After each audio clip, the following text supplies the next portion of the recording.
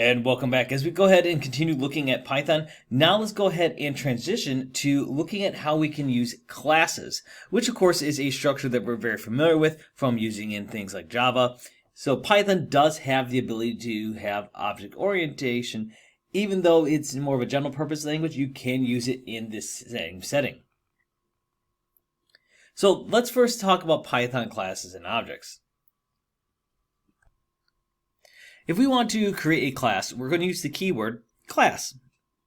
So for example, class, my class, and you'll notice there's a colon here, x equals 5. Now, if we wanted to use that class to create objects, I could say something like p1 equals my class, print p1.x. And what that would do, of course, it would print out the value 5. Now, you'll note that this is a very simple example to kind of introduce classes and objects. So let's go ahead and ramp it up just a little bit. The very first thing to talk about is the init function. So those examples we looked at, of course, are classes and objects in their simplest form, and they're not necessarily useful in real-life applications. So to understand the meaning of classes, we have to understand the built-in init function. So you think of this as initializing. All classes have a function called init, and it has no parameters in it in this example, but of course we can pass parameters to it, but it's always going to be executed when that class is initialized. The init function is used to assign values to object properties or other operations that are necessary to do when the object is being created. So let's take a look at this through a sample class. So let's say we have a class named person, all right, and we use the init function to assign values for name and age. So we have a class person, we have our definition for init, we have self, comma, name, comma, age. And then inside of that definition, we say self.name equals name, self.age equals age. And then outside of that definition, you can see we kind of have some code going on. We have like p1 equals person, quote, John, comma, 36. If I were to print p1.name, I would find that would print John.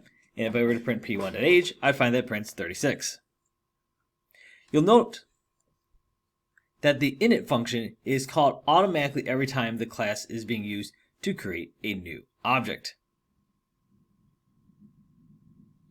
Now, what about object methods? Can we have other methods that we can use? Well, objects can also contain methods or functions that belong to an object. So for example, we have, again, our class person. We can create a function called myFunction, and we'll pass a parameter called self. And it's just going to print, hello, my name is self.name. So that means if I were to have an object with the values of John and 36 again, when I call that my function, it's going to print out, hello, my name is John, because it's going to pull in that object's property. The self parameter that you can see here, we saw in the previous slide, and we see it here, it's actually a reference that we use to the current instance of the class, and is actually used to access variables that belong to our class. So it's actually a very useful keyword for us. Now, what about the object properties themselves?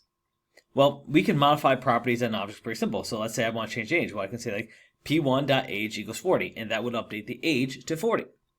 We could also delete properties using the DL keyword. So DL p1.age would then, of course, remove that property. If we want to delete objects altogether, we can use the delete keyword, say delete p1. That would remove that entire object effectively from the program's being able to access it. And let's go ahead and take a look at this in Visual Studio. Here I've gone ahead and created a class called pet, and you can see I've initialized it with a name, age, species, and weight parameter.